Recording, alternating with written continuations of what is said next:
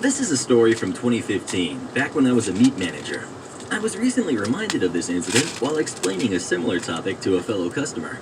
As any person in a retail position knows, the crazies come out near the holidays.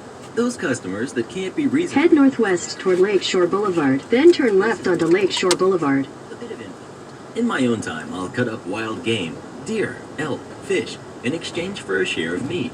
So I have a few game wardens on speed dial to make sure that everything is legal. Pertinent to the story. Around Christmas of 2015, I was preparing prime roast orders for the holidays, as I basically had the past few days, when my meat clerk said a customer was looking for a form of caviar that he hadn't heard of before. I went out to see what help I could offer. We've got entitled tall, blonde, 40-ish, Karen-cut shoulder-length hair, 2 kids. Rude from the start.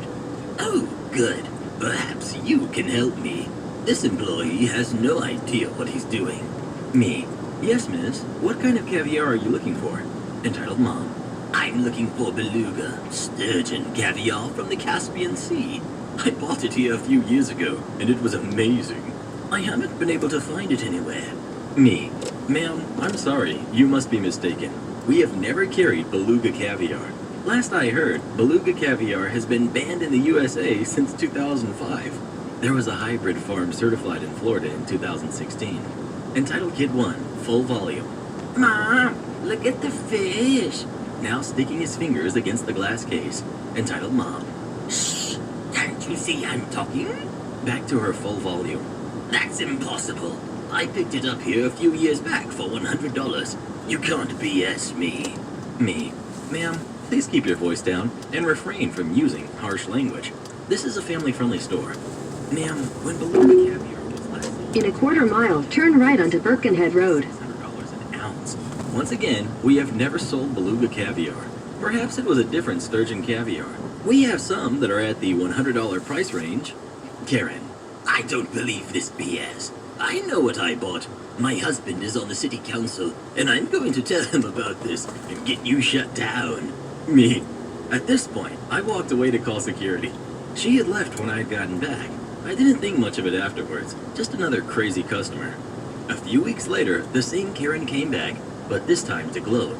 Karen, I came to show you that we... Take the second right onto Birkenhead Road, then turn left onto Roosevelt Boulevard. Showing it is the real deal. She had photos of not only the fish that was caught, or the eggs, but video of 3 men catching it. The way it cost... In a quarter mile, turn right after Wendy's on the right onto San Juan Avenue. Also here to place an order for a roast. I asked the clerk to get the order. Ask for an address under the premises of it being over a $200 order. I went to the back and called the game warden, Fish and Wildlife. I reported to the store manager what I had been shown and had the approval to report it. Game warden came in asking for the entitled mom's info, and it was freely given. I heard from the same game warden a few months later when calling about a few Chinook salmon. Take the next right after Wendy's on the right onto San Juan Avenue, then turn left onto Roosevelt Boulevard. After lab tests, I'd guess. I was told that they were given a fine of $1,200 for the caviar, but still had a pending trial that could charge them up to $25,000 and jail time for their actions that led to the death of an endangered species, international shipping of illegal goods, and a few others I don't quite remember.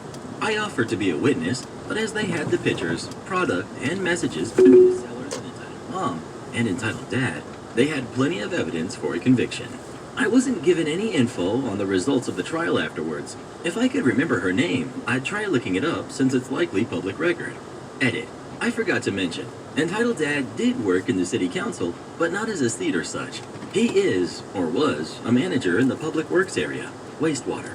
I can't imagine that he was able to keep that job as the government/city higher-ups don't generally have a large criminal background.